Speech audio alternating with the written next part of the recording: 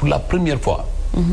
Dans un délai relativement court 3 semaines commission yëpp liggéey ñëpp am seen rapport déposer seen conclusion ci kilifteefu coordination président Moustapha Niasse ñu ñëw jébbal président rapport yi nga xam ni ñëpp a nangu lu nekk ci rapport bi engagé na ñëpp. donc à l'unanimité.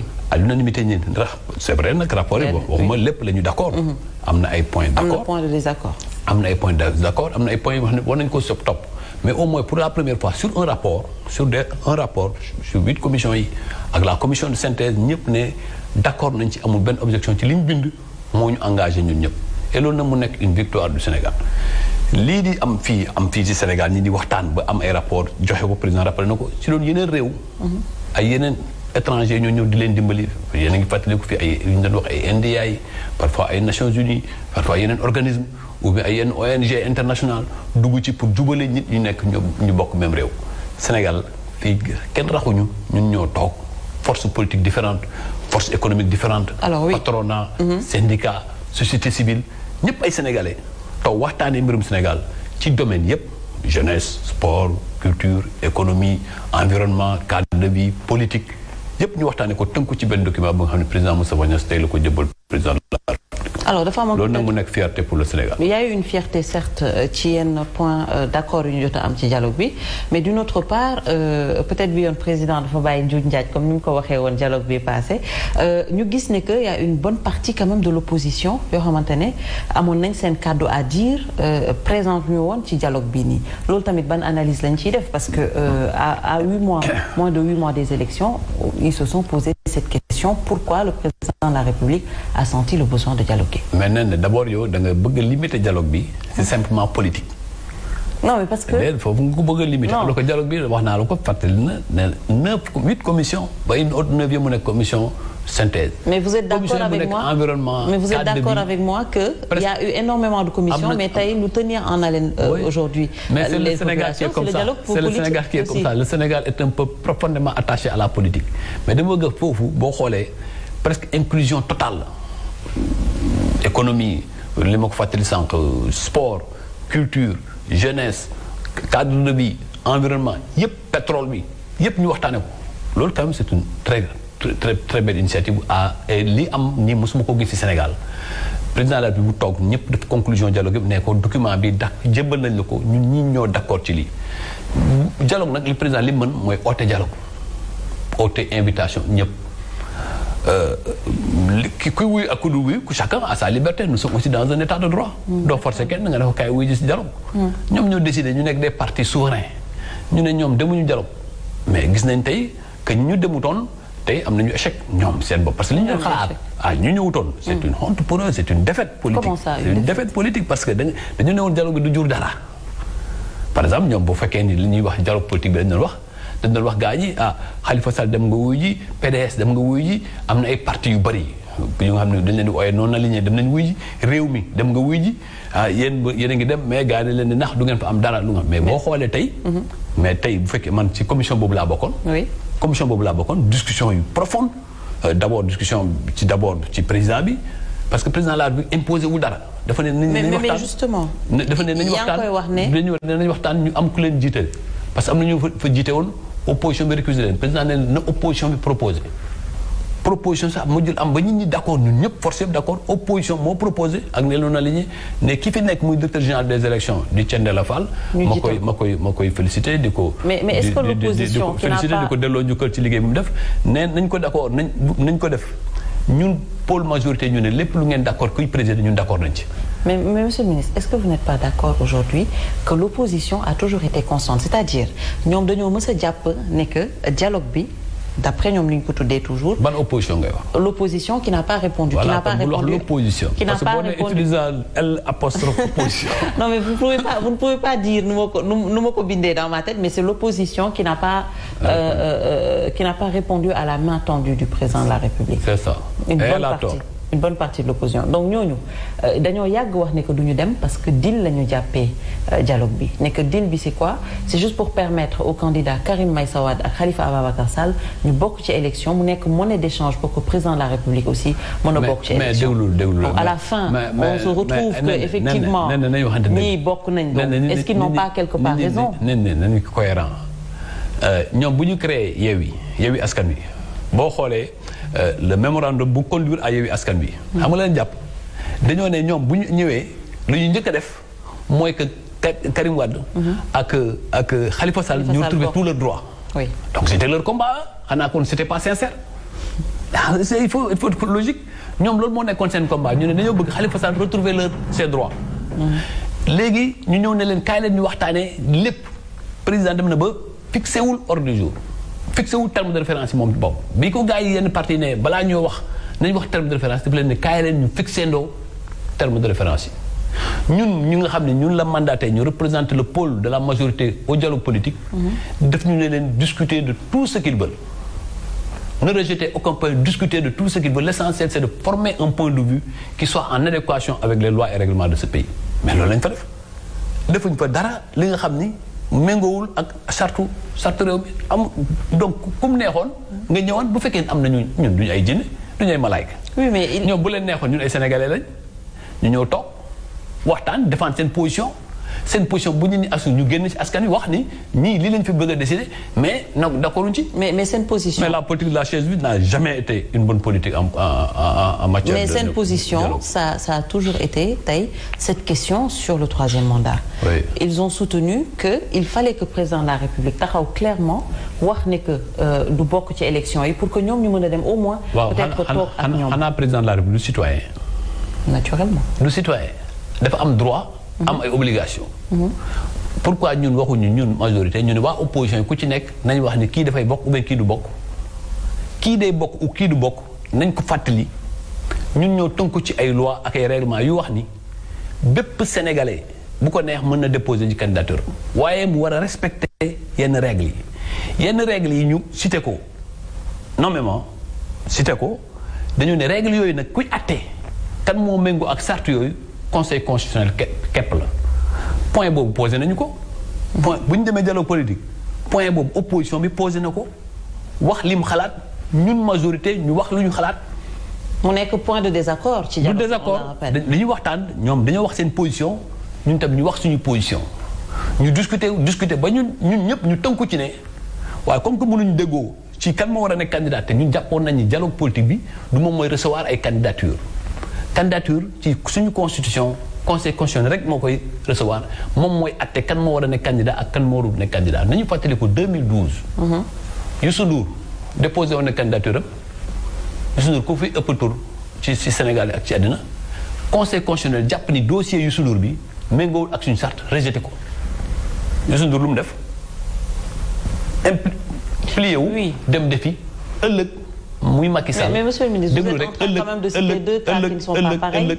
dama lay citer ëllëg Macky Sall tam ci même yooyu la règlement non mais mënoo tënkale Macky Sall je veux dire cas wu président de la République parce que on parle pas de personne cas wu président de la République Macky Sall ak cas wu keneen beneen keneen. lan mooy seen différence sa cas wala sama cas wala keneen. président de la République il y a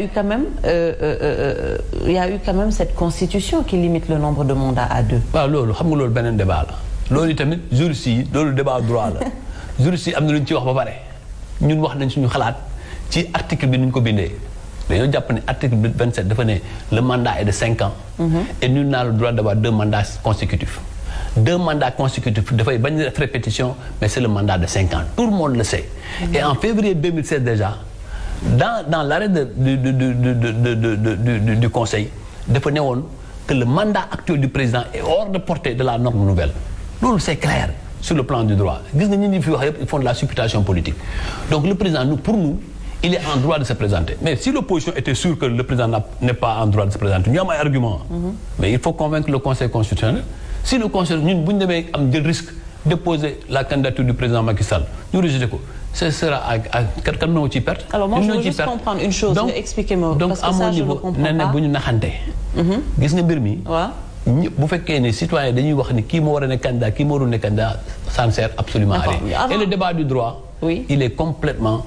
Alors moi je veux juste nga expliquez-moi comment vous comprenez naka ngay comprendre président de la République avec ce qui s'est passé en 2012 mu taxawoon di xeex 3e candidature président de la République en 2016 mu def constitution wax ne que c'est justement pour tàkkali ko ces questions de mandat une bonne fois pour toutes le 31 décembre 2018 mu wax ne que suñ ko falee 2019 mooy deuxième et dernier mandat y a pas lieu d'interprétation. Comment comprendre wax yu mu wax yooyu yëpp tey ñu war a ñëw encore di reposer cette question sur la table yow loolu naka nga koy comprendre. xam nga man li may jàpp. mooy ban référence la ñu war a am pour atte. ci référence yu ñu war a am mooy texte yi ñu wax dama boo ma waxoon ni texte wax na lii man dama la wax ni arrêt conseil constitutionnel moo ne mandat wu 7 ans Macky Sall est hors de portée de la loi nouvelle te loolu c'est écrit noir sur blanc beneen bi suñu constitution wax lii kon bu ma wax ay Macky Sall il parlait de mandat ou de la réduction président Macky Sall wax na lii Abdoulaye Sow wax na lii. est-ce que conseil constitutionnel waxul réduction li ngay wax ni président Macky Sall wax na ko. da ngay fàtte ni tamit li maire Barthélémy Diaz waxoon. moom tam waxoon na ci. mais mënuñu tëkkale parole Barthélémy Diaz ak parole président de la République ça n'a absolument rien. mais quelle est la valeur juridique de la parole du président de la République. président de la République ci kàddoom xam nga lan mooy kàddu président de la République bu nga xam ne bu am valeur juridique mooy décret. mais un président de la République c'est un citoyen comme tout le monde c'est un être humain comme tout le monde qui peut évoluer sur des positions. Pourquoi on pourrait accepter que Barthélémy a évolué sur sa position et que Macky Sall n'évolue pas sur sa position. Et là c'est pas le plus important Macky Sall dafa nekk un individu. nekk président de la République mais mu nekk dans une coalition mu nekk dans un parti politique. Le point de vue du parti et de la coalition politique dafa am chemin nu ñu koy formaté. Donc là, président de la République même s'il avait une position contraire mu nekk minoritaire il est obligé de se soumettre. Maintenant il est quand même libre moom un individu comme ni mu ko waxee xool jàngat xool situation xool lépp xool li nga xam ne mooy méngoo ak li mu gëm ci démocratie. ñun jàpp nañ ni en tout cas ñu mel ni man que rien ne s'oppose à la candidature du président Macky Sall. Vous pensez qu'il va se présenter? C'est ma conviction, c'est qu'il n'y a rien qui s'oppose sur le plan du droit à la candidature du président Macky Sall. Il n'y a rien sur le plan politique qui s'oppose à... Mais ça c'est ma conviction. Mais je suis respecté aussi des convictions des autres. Parce que président de la République bi jël toog moo ko Ismaïla Madior Fall bind constitution dem pour limiter mandat war a delluwaat ci conseil constitutionnel. Mais limitation mandat ba tey mu ngi fi. c'est limitation mandat bi ba tey mu ngi fi mais là fu ñu dëggoowul maa ngi yow mooy mandat wu 7 ans bi nga bëgg a jaxase ak mandat wu 5 ans. quinquennat bi ngeen bëgg jël def mel ni Ablaye Sow ak Lamine Sow c'est pas les mêmes personnes nous sommes même de la même famille. Absolument rien à voir. Alors si ce fort intérieur on a entendu président de la République mu waxee dégg nañ ko fële ca Paris ak déclaration am vous pensez qu'il va franchir le cap qu'il va se présenter. Vous savez moi la politique c'est le factuel man wax naa la man si ma gëm-gëm man su ma gëm-gëm mooy le meilleur choix l'heure actuelle pour le Sénégal c'est le président Macky Sall. Vous voulez qu'il se présente pour une troisième si c'était que ma décision le président se serait présenté mais moi je suis aussi un militant. Je me soumettrai à toute décision du président Macky Sall. Ça, c'est clair. Et moi, j'ai toujours dit, je ne me vois pas d'avenir politique en dehors du président Macky Sall. C'est clair, moi, ça, dans ma conviction. Mais là, moi, le président Macky Sall tracé, dans un sens ou dans un autre, moi, je respecterai ça. Donc, vous dites Kenen Teko pour 2024, vous allez être d'accord avec lui? Mon choix, il ne varie pas. Mon choix, c'est le président Macky Sall.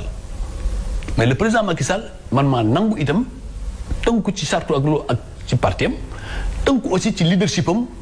tënku ci xam-xamam. D'accord. tënku aussi ci sagesse am li mu jàpp ëllëg mu ne lii mooy yoon wa kenn du fa jiitu Abdoulaye Sow. Alors peut-être ci point de désaccord yi gis nañ ko mu ngi cette personne peut-être personne neutre bi ñu waxoon ne que moom moo war a organiser ces élections ñu gis président peut-être ba tey amaana peut-être yéen d'accord leen woon ci biir dialogue bi loolu tamit comment le qualifier est-ce que du doon avancer parce que les gens quand même attendaient cette décision. mais suñu système bi moo jox ñaari alternance moo may Abdoulaye Wade mu nekk président de la République moo may Macky Sall mu nekk président de la République suñu système bi moo fal Barthélémy Diaz mu nekk opposition radicale maire de Dakar alors que nous avions des candidats tout aussi valables suñu système bi moo joxe maire de Thiès mu nekk opposition. Oui, mais tant qu'à trouver des consensus forts moo jox Ousmane Sonko maire de Ziguinchor. On n'a rien à redire sur le système. Mais quand tu as trouvé des consensus forts loolu mënoon na nekk tey jii benn consensus boo xamante ne kenn du naatable ne que président de la République a aujourd'hui envie que les choses évoluent. mais rek xam dama bëgg wax ne suñu système bi tey. c'est éprouvé que c'est un système démocratique. On n'a pas un problème de système électoral au Sénégal. loolu c'est clair parce que élection yi wane nañu ko ba ci assemblée nationale bi mujj bu fekkoon assemblée nationale ku yore ministère des élections yore ministère de l'intérieur rek da ngay gagner élection mais dañuy am au moins 100 députés à l'assemblée nationale. Donc loolu c'est des débats dépassés et ensuite dans tous les pays de référence démocratique yi ñuy wax. xam nga Sénégal parfois c'est comme ce que Birago Diop dit quand la mémoire va chercher du bois elle ramène toujours le fagot qui lui plaît. Mais sama waa ji nañu xool référence pays démocratique yëpp état mooy organiser administration mooy organiser les élections et nous avons une administration républicaine comme on a aujourd'hui une armée républicaine. C'est ça, il ne faut pas aussi que nous reculer pour des calculs politiciens qui ne servent absolument à rien. Tous ceux qui l'ont dit, après à la vérité se sont rendus compte que nous avons un système bien efficace. Bien la direction générale des élections, le directeur général des élections, mais il fait partie du ministère de l'Intérieur. Oui. Mais opposition moo njëkk a déposé neen nangu nañ moom mu jiite suñu concertation yi boo nangoo ci commission bu mel toll nii mu war a am en charge le débat politique nga ne kii na ko jiite mais lu ko tere jiite élection donc nee na il faut quand même que yéen journalistes yi yéen a ngi ci bureau de vote kan moo mën a sàcc élection yow nee na nañu wax ne dëgg kan moo mën a sàcc élection ci bureau de vote da ngay parti yëpp am représentant mu am bureau mu am des scrutateurs mu am des superviseurs bu ñu paree dañuy lire résultats yi ñu compter devant tout le monde ñu affiché ko kan moo ko mën a changer yéen journalistes yi si en direct ngeen di joxe résultats yi kan moo mën a soppi résultats yi. oui mais non nañ def ñoom il parle d'autre chose hein il parle pas ci bureau de vote en tant que tel mais peut-être yenn mécanisme yu ñuy teg on avait entendu yenn déclaration au ministre de l'Intérieur mais bon on aurait voulu quand même déclaration ministre de l'Intérieur bi jàlloon Aly Ngouille Ndiaye quand il disait aujourd'hui que yenn ci ay militants am dina def tout ba ñu jot seen carte d'identité peut-être ñoom foofu la ñuy waxee. waxuñu peut-être même si bureau de vote voter 2 fois wala voter 3 fois. tout responsable politique loolu lay wax. D'accord, donc il a parlé justement en tant que responsable politique. Tous les jours je travaille à ce que mes militants puissent avoir leur carte d'identité et puissent recevoir leur carte d'identité. Où est le problème? Mais loolu moom moo tax ñoom ñu bëgg une personne neutre pour mu organiser ces élections. Mais d'abord personne neutre mooy lan mooy bu farul fenn yow naka nga mën a xamee nit far na ou bien farul. kon ñëpp a far. mais koo gis mu ngi far koo gis mu ngi far. D'accord alors beneen actualité bi peut-être moom mooy on a vu Juan Branco. Avocat Ousmane Sonko alors ni nga def sa kanam bi j'espère que caméra bi jël na ko parce que quand on a entendu